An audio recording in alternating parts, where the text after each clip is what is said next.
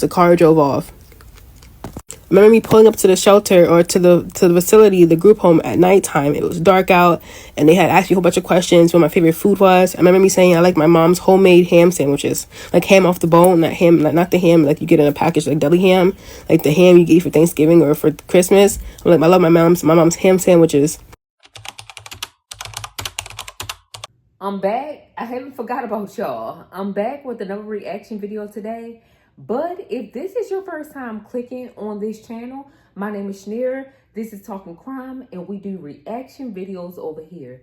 Now, don't forget, down in the description, I do journals and planners, and I do have some on Amazon. And also, check down in the description for everybody that I do reaction videos on. Their TikTok or etc. will be down in the description, so you can go and check them out also.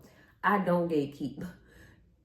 Today we're about to get to the tea. Now, this story kind of sad, but you know, this does happen in life to a lot of people. So let's get started on today's reaction video. If you are new here, we like to get started. Let's go. So you know when you're born and the moms do skin to skin to like bond with the child? Well, my mom wanted nothing to do with me when I was born. When I was born, she looked at me in disgust and handed me to my father.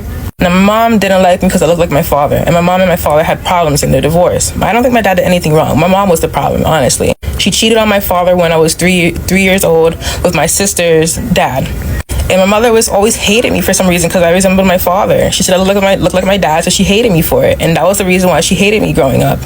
Now, my mother was a racist. She was Puerto Rican, full Puerto Rican. I'm Puerto Rican and black. My dad's African. He's from Ivory Coast. But my mother was a racist. She would call me the N-word with a hard ER and make fun of my skin complexion and my hair. And she would mock me and basically say I look nothing like my siblings. My siblings are full Puerto Rican. They're light-skinned. And basically out me. You know what is crazy? Because a lot of people that are mixed say stuff like this. Like, my mom is racist. Like, why did y'all lay down with the other race and now don't even like your own kids?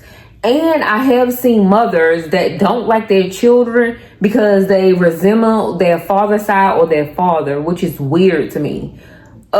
Me, and I feel like the black sheep in my family. When we would go out, there would be 5 of us. My mom had 7 kids, but at this time, there's a story, there was 5 of us that were born at this time. People would stop us when we were walking. So we were walking to the mall. They would stop us and be like, "Oh, to my mother, you have such beautiful children." And they would look at me and they would point at me and say, "Is that one yours?" Because I'm black.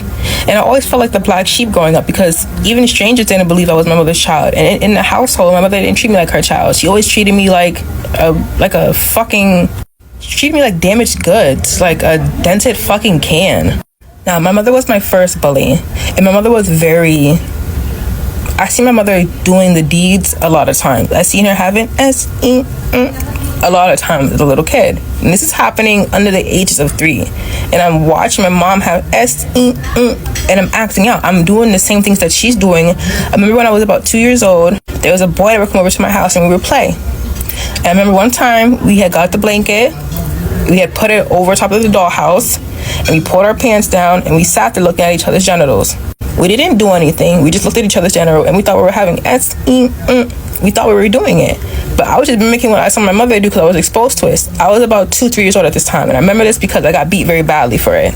The little boy didn't get beat. His father did nothing, but my mother beat me really, really bad with a switch. I remember her hitting me with a switch and I had a mark on my face. My family friend, one of my mother's family friends, told me when I was 3 years old, this is the point to which I was being abused. When I was 3 years old, my family friend, we'll call her my aunt, was cooking in the kitchen with me. And she was like, I'm dirty, I need to clean up, I'm gonna go take a shower. Stay right here, don't move. She went to go shower, did her makeup, did her hair, came back. I was standing in the same exact spot and I hadn't moved for about an hour and 30 minutes. I was so afraid to not follow directions because I knew if I didn't follow directions, I would get beat severely. What 3-year-old do you know stands in the same spot or follows directions, or even follows directions point blank period? What 3-year-old do you know? A 2-3-year-old does that? They don't. A 2-year-old would have left the moment. The 2-year-old would have even freaking stood there, but I did. That's the point at which I was being abused, bro. Like, it was really freaking bad. I hear voices today because of that.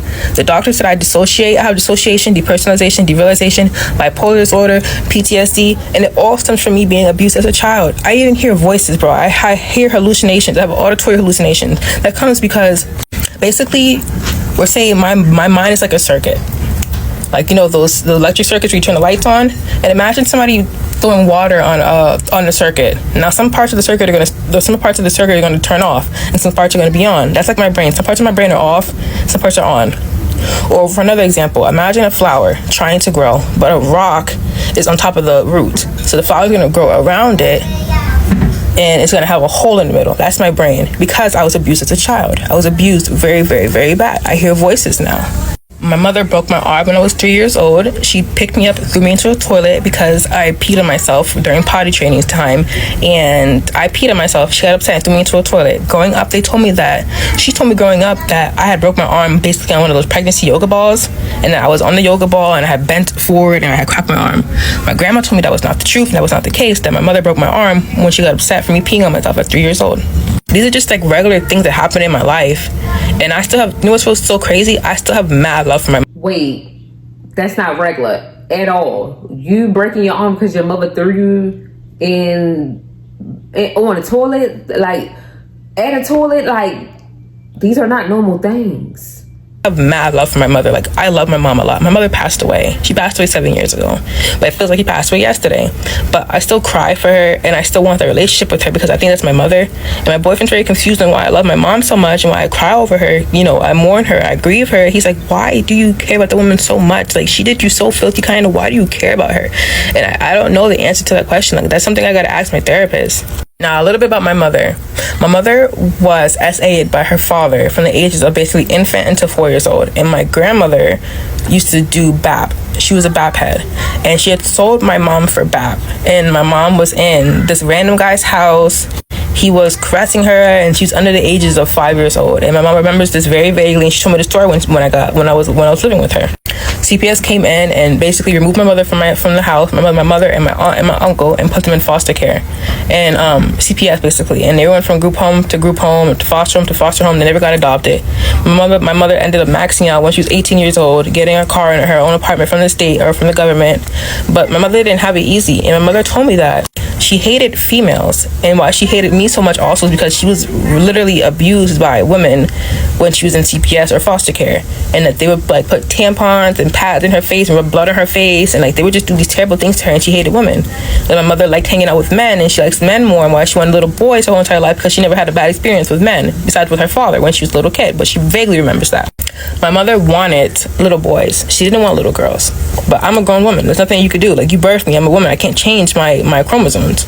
I remember one time she cut my hair into a mohawk, gave me all boy clothes, changed my name to Kajan. My name is Kayana. Changed my name to Kajan, and was basically, I was her little boy for about a year. Let me know if you want to hear a part 2 of my life story. Let me know in the comments.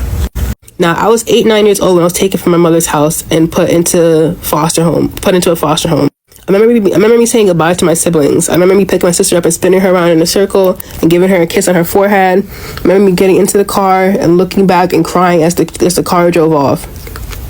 I remember me pulling up to the shelter or to the facility, the group home, at nighttime. It was dark out, and they had asked me a whole bunch of questions what my favorite food was. I remember me saying I like my mom's homemade ham sandwiches, like ham off the bone, not the ham like you get in a package, like deli ham, like the ham you get for Thanksgiving or for Christmas. I love my mom's ham sandwiches. I remember me crying, my eyes swollen shut that night. My eyes were so red and so puffy. I had cried so hard that night. This is when I started acting up and being defiant, because I'm like, yo, if you can't beat me, you can't put your hands on me, you can't strangle me, you can't choke me, you can't hit me with pots and pans, I'm not going to listen to you. Like, you know what I mean? Like, I'm so used to being beat and abused that if you wasn't doing that to me, I was not going to listen. Like, I wasn't going to listen at all. So I started to run away. I started to get into fights. And my mother used to do fight night on the block, which means that everybody in the neighborhood would come over. Instead of playing freaking manhunt, we would do fight night. If you're 6 years old, you're fighting another 6-year-old. If you're 12 years old, you're fighting another 12-year-old. Like I said, my mother did mixed martial arts in the beginning of her for her whole entire life while she was in foster care. So we used to fight like all the time in my household. I'm 3 years older than my sister closest to me, so I wouldn't be a fair fight. So when I would do fight night on the block, I would be fighting 15 years old, even though I was 12. So I knew how to fight. I was a fighter. I was on probation when I was about 13, 14 years old. I remember one time I was in school and I had an ankle monitor on because I used to run away. My ankle monitor was dying in science class. And I asked my science teacher if I could charge my ankle monitor because it's dying. She's like, no, it's a safety hazard. It's a fire hazard to be plugging things in, this, that, and the third. And I remember me getting mad, me picking up a desk and throwing the desk across the room. Like, I was really a bad kid, bro. I don't know if you remember the trend, eggs, bacon, grits, sausage. I'm skinny, but I still take the sausage. 5'4" looking, still take the sausage. During lunchtime, I would scream, eggs, bacon, grits, and the whole cafeteria would be like, sausage. And I'd be like, I'm a skinny, but I still take the sausage. And I'll get the whole school hyped up. Like, I was really defiant. I was really that person. Like, who do you know who's in middle school with an ankle monitor on probation, fighting people, throwing desks? Like, I was a problem child, and I didn't mind it. Like, I was like, I don't care. It was getting me attention, and I did whatever I want to, because who's going to stop me? Who's going to beat me? Are you going to beat me? Are you my mom? No, so I'm not going to listen to you. You know what I mean? Like, that was my mentality as a little kid. That behavior continued until I went to juvie. I went to juvie for beating up my foster grandmother, my foster mom, but she was an older lady, and she would walk around with her titties out in a diaper, like some real raunchy old lady, bro. I don't know if she's even still alive today, bro, but she had spit on me, and I said it in my other video, she had spit on me, and I had to get upset, and I beat her up.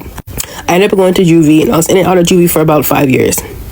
After juvie, I had went to New York with my father, because my mother sent her rights away. I had nowhere to go, so I moved to New York with my father.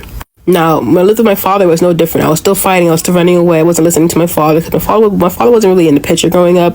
My mother was very manipulative and very controlling, and my father couldn't get his hands on me. He couldn't be around me like that. He wanted custody of me, but my mother wouldn't let him have custody of me because she didn't think my father was mature enough to have a kid.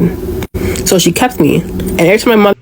Wait, you had a man that you didn't think that was mature enough, but you had a baby by him, but he wasn't mature enough to take care of that baby, but you decided to keep that same baby and fucking like abuse her physically, mentally, and emotionally, and now she on all these different types of medicine and depressed?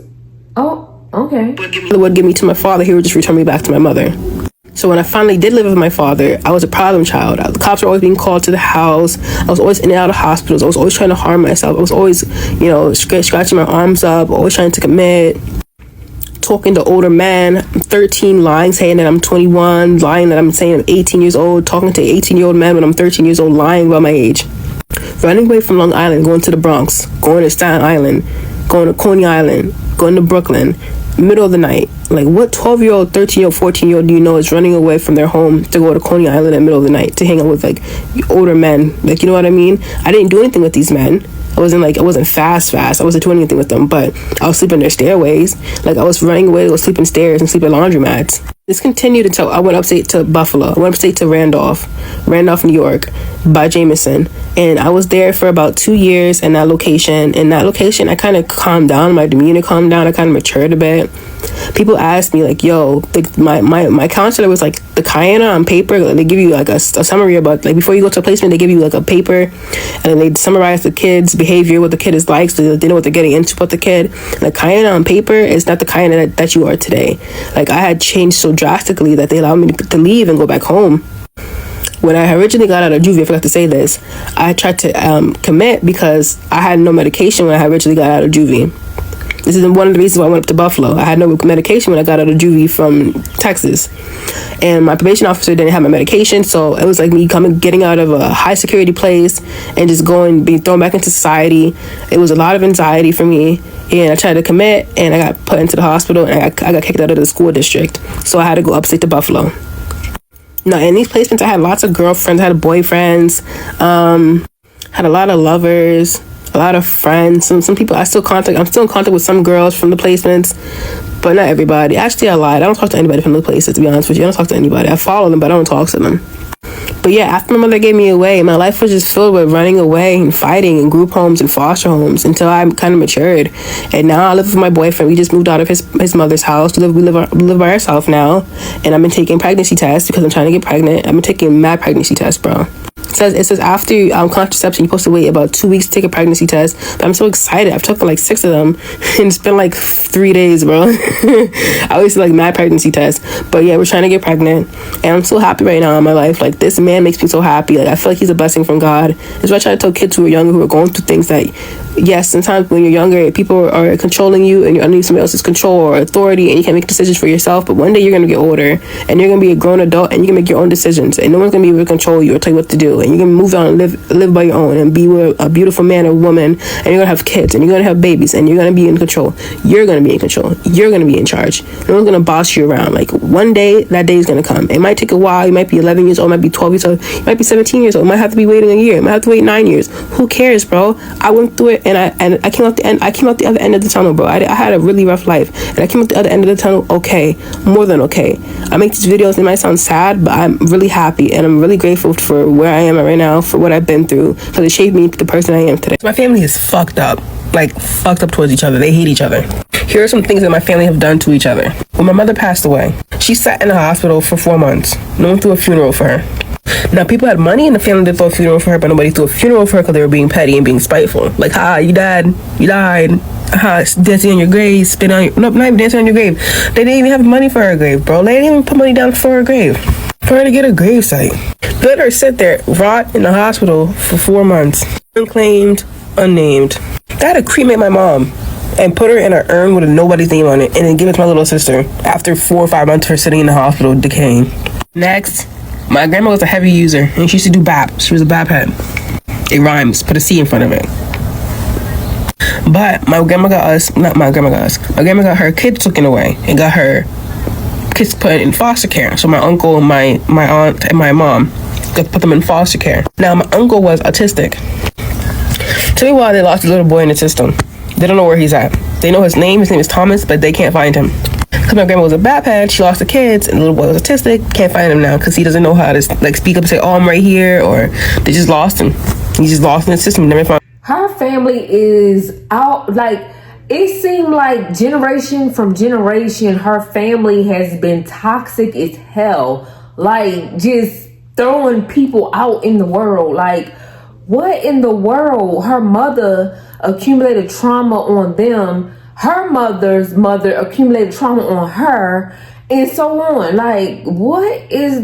Like, this family is real toxic. And she hated black people, but had a black child is beyond crazy to me. Never saw my uncle again. Never saw him. Don't even know where he's at. Don't even know if he's even alive. Next on the list, my uncle and my grandpa robbed the bank together. And my grandpa was like, all right, our plans, we're gonna rob a bank, and we're gonna go meet in the woods. So my uncle went to go, meet my grandpa in the woods, like the plan was. Turn why my grandpa never showed up in the woods. My uncle was there for hours. The cops showed up and ended up arresting my uncle because my grandpa had called and was like, yo, there's a man I seen in the woods with a bag of money, he robbed the bank. My grandpa took his half and left, and still has the money to this day. And my uncle still in jail to this day. Set him up, used him as a little puppet, you know what I mean? Used him as a scapegoat. Lastly, my mother and my aunt were beefing. They've always been beefing. Their whole entire life they've been beefing. So when my mother passed away, my aunt went to my mother's house and robbed my mother of all her stuff, all her belongings. So as soon as my mother died, went to my mom's house, took her car without her permission. Because my mom passed away took all her money out her wallet, took all her valuables, and sold it and pawned her stuff. Took her social security card or her number, and so stole her identity and started using it for fraud. Kid you not. Kid you not. Deuce out, motherfuckers. I was so depressed that I started to hallucinate. I started to hear voices.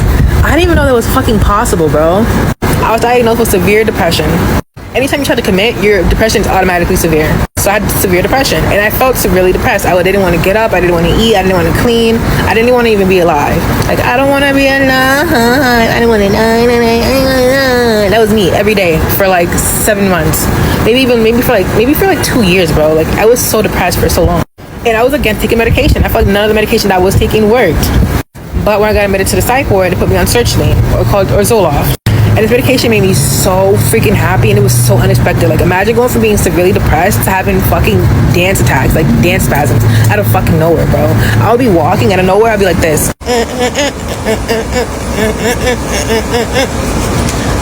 Literally.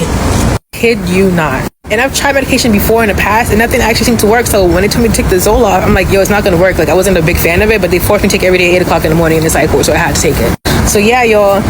Take your medication, or if it doesn't work, give it some time. Like, things are trial and error. Some things might not work for you, some things will work. Like, Zoloft doesn't work for my boyfriend, he's prescribed it, but it works for me. So like, trial and error. Don't give up. If you're depressed, don't lose hope. Like, you will get there eventually. I got there, and I was really depressed for almost 2 years, y'all. I lost my mom, I started hearing voices, dad's not doing well, dad's in a homeless shelter, sisters sisters are orphans, sisters in foster homes. Like, everything is possibly could go wrong in my life went wrong, and I was so depressed, but sertraline, Zoloft actually helped me. Take your medication, guys. Bye. Bye, baby.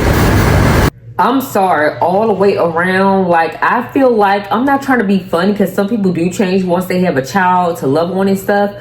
But she is not in a situation where her or her boyfriend should be trying to have a child right now, especially taking all that medicine, trying to figure out herself, the depression, the voices. No, baby.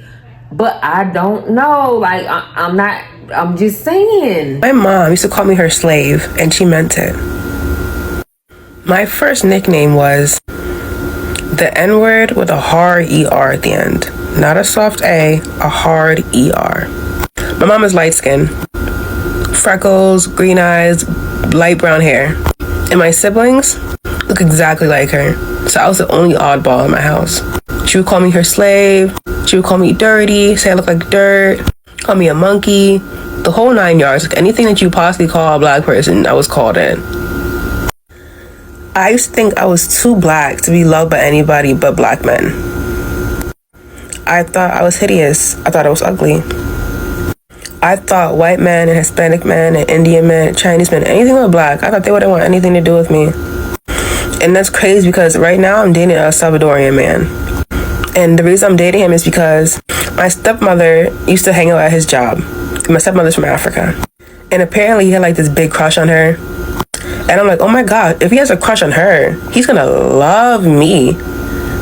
And she didn't want anything to do with him. She just told me about it, She thought it was cute. So I approached him, and then, blah, blah, blah. But it was because I knew that he liked black girls that I went for it. You know what I mean? Being a black girl in an all-white school is a different type of loneliness. And as a result of me being the only black girl in an all-white school, today I feel super uncomfortable around white people. I'm so sorry to say it, but it's true. I feel like they're judging me and watching me, especially when I'm at work and it's around a whole bunch of white people. I feel like they're all like just thinking about me and calling me names in their head, like laughing at me behind my back. Growing up, I was the only black kid in my school. There's probably like one other black kid at my school. Literally, there was 2 of us. I didn't have the nicest clothes. I didn't have Sperry's. That's what they all wore, Sperry's. I didn't have the clothes that they wore. My hair couldn't be styled the way that they styled their hair. I felt like an outcast. Now, was I fast at track and field? I was the fastest. No one could beat me, baby. But besides that, I was lonely. And at home, I was being ridiculed for my skin color. So it was like double. I was going through it twice. Just the other day, I had a group of kids, about 7, 8 years old, call me the N-word. Hard ER, not soft A. Hard ER. Said it 3 times to me. And then they laughed and they ran away. They're like 7 years old. Some wounds don't show up on your skin. They show up in silence, in fear, in dating choices, in mirrors. It's crazy because after all of that, somehow, some way, I still love being black. Just not the way they taught me to. Peace, y'all. Love you. My mom sat in the hospital for 4 months, dead, unalive, and cold. No one ever threw a funeral for my mother, or a wake, and when she was cremated, her ashes were thrown in the backyard of a group home. And I'm extremely pissed about all of this. I was only 15, just turned 15, and I didn't have money to have a funeral. And my family had money to throw a funeral, and they decided not to. They decided just to turn the other cheek, turn the other way. I let her sit there for 4 months. And when my mother did die, they ransacked her house and took her identity and committed fraud with her social security card. The crazy thing about it is that my mom, the day she died, she went to the hospital saying that she didn't feel well. And she was going to the hospital on and off for the whole entire month to tell the doctor that she did not feel well. Something was wrong with her. And they kept telling her she was fine and sending her home. She had a blood clot in her leg that transferred all the way to her heart and gave her a heart attack. And I was supposed to sue the hospital. People were telling me kind of sue the hospital for malpractice. But I was just so depressed and I was so young. I was only 14, 15 years old that I really didn't know what to do. And honestly, I'm like, no money can bring my mother back. Like, to me at the time, it was not worth it. Years passed, like 3 years passed, and I went to sue because I was in a really hard position. And I really understood what was going on. I turned like 18, 19. I was like, all right, I'm ready to do this now. And I called a lawyer up, and they're like, you have to call a lawyer in South Carolina. So I did that. That's when my mother passed away. I did that. And the lawyer said it was too late for me to sue. That you have to sue within 3 years. And it was 3 years and 2 months after she passed away. It was 2 months. I was 2 months late. I'm highly pissed off that my sister threw her ashes in the backyard of her group home. She said she did it because she was having crazy nightmares of my mom haunting her in her sleep. But if it was me, I would have just put the ashes somewhere far away or something like that. I really don't know what I would have done in that position, but I would have spread her ashes in beautiful locations. And when I went on vacation, I would put her ashes, sprinkle her ashes a little bit there. When I go to the beach, sprinkle it there. When I go to the mountain, sprinkle it there. When I'm on when I'm on trails in the woods, sprinkle it there. Sprinkle it in various locations so she could have peace when she rests. But of course that didn't happen. So yeah, story of my motherfucking life. Y'all, this is beyond me. I hope she ain't making none of this up, because this is horrible. But yes, people do go through this type of stuff with their family, with their friends, with like only enemies could do something like this. But it's not true in this society. Like, our own family could be our worst enemies. To have her sitting at the hospital for 4 months, 4 months, no burial, no funeral, no nothing, and then to be tossed out in the backyard, a junkyard at that. But let's get back to her trying to have a baby with the boyfriend. I feel like, no, somebody should tell them no, but they're not going to listen, because she is not in a predicament or a position to raise a child right now until she get her trauma together, her generational curses together, and her depression and all this other stuff, like voices in her head. Like, I hope, like, eventually she be like, yeah, this ain't what I want right now.